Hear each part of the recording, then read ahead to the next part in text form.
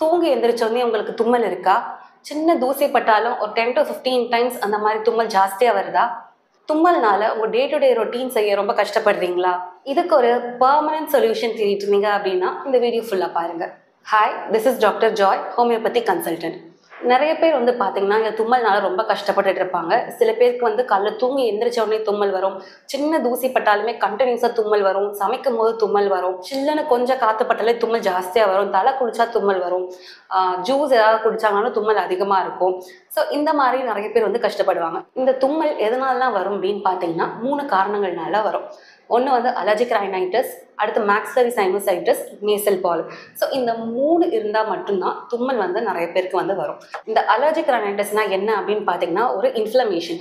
So இந்த மாதிரி condition இருக்கவங்களுக்கு சின்ன தூசி பட்டாலுமே ஜாஸ்தியாக தும்மல் வரும். சமைக்கும் போது அந்த நெடி ஏறும்போது தும்மல் ஜாஸ்தியாக வரலாம். மூக்கடைப்பு இருக்கும். சளி கண்டினியூஸாக அவங்களுக்கு வந்துக்கிட்டே இருக்கும். சில பேருக்கு ஒரு கர்ச்சீஃப் கூட பார்த்தாது அவ்வளோ தும்மல் இருக்கும். ஸோ இந்த மாதிரி ரொம்ப கஷ்டப்படுவாங்க. அடுத்து மேக்ஸிலரி சைனோசைட்டிஸ். இப்படின்னா என்ன அப்படின்னா நம்ம எல்லாருக்குமே நார்மலாக ஃப்ராண்டல் 4 சைனஸ் இருக்கும். So frontal sinus, maxillary sinus, sphenoidal sinus, ethmoidal sinus அப்படின்னு.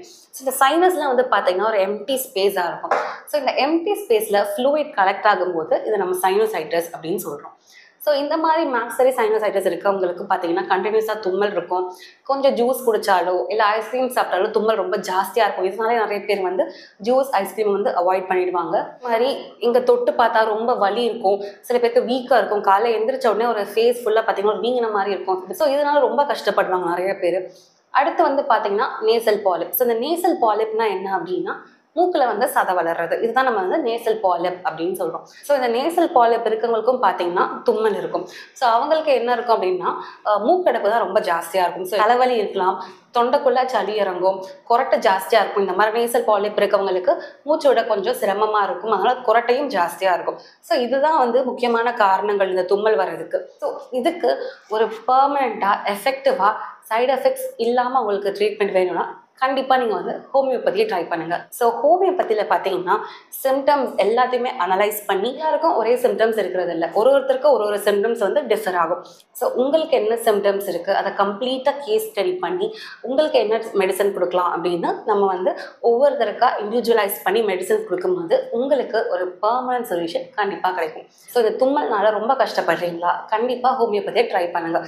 ஸோ இதோட சேர்த்து விட்டமின் சி ஃபுட்ஸ் நிறையா எடுத்துக்கோங்க. ஸோ இந்த விட்டமின் சி ஃபுட்ஸ் என்னெல்லாம் அப்படின்னு பார்த்தீங்கன்னா லெமன், நெல்லிக்காய், பப்பாளி பழம், கொய்யாப்பழம், இது எல்லாமே பார்த்தீங்கன்னா இந்த சளிக்கு ரொம்ப நல்லது.